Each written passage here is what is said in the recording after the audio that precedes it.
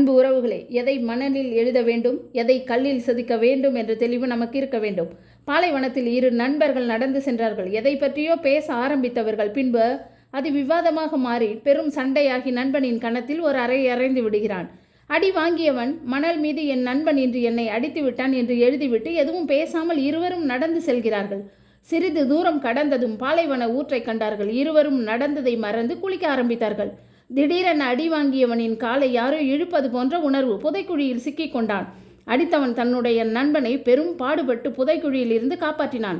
உயிர் பிழைத்தவன் நண்பனுக்கு நன்றி சொல்லிவிட்டு அருகில் இருந்த பாறையின் மீது ஒரு கல்லை எடுத்து, இன்று என் உயிர் நண்பன் என்னுடைய உயிரை காப்பாற்றினான் என்று கல்லில் செதுக்கினான்.